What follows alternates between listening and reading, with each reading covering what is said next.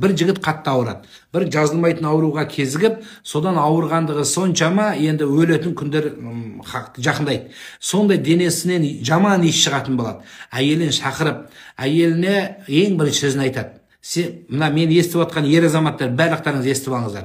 Құдай сақтасын, ертең ауырып, төсек тартып, осы сияқты ахуал іріп шіріп осындай ауруға түсіп қалсаң, сен менсінбеген, сен боқтаған, сен әбден қанын ішкен, сен зорлық қылған, тепкілеген, сол жаман сенің әйелің, сол сені жуып тазалап, Алланың алдында тазалайтын ұмытпаңыздар.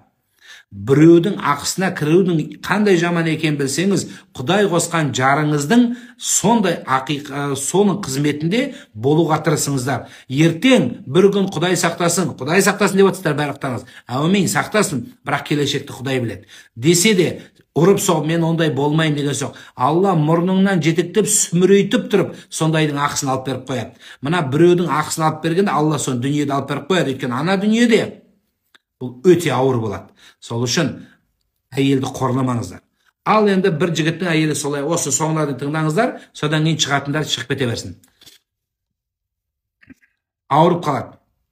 Еркек ауырады. Сондай сасып жаман халге түскенде, еркек әбден қорлық жасаған әйелін шақырады. Шақырады айтады, атын айтып бәленбай, мен саған көп қиыншылық жасадым. Енді сен де қолынан келген жасадың маған қызметіңді. Енді мен бұдан да қатты ауырып жатырмын. Енді өзің біл, кетем десең, менің осынша дәрежеде қиналдым енді. Мен саған ризамын, кетем десең кет деген кезде, сондағы жаңағы әйел айтады. Мен күйеуге шыққанда, молданың алдына некем қиылған кезде, мен Алланың атымен ант берген кезде, сіздің қуанышыңызда, сіздің жақсылығыңызда, сіздің қайғыңызда, сіздің қайда бір жеңісіңізде және жемісіңізде бірге болам деп уәде бергем. Жоқ, сіздің дүниеден өткеніңізше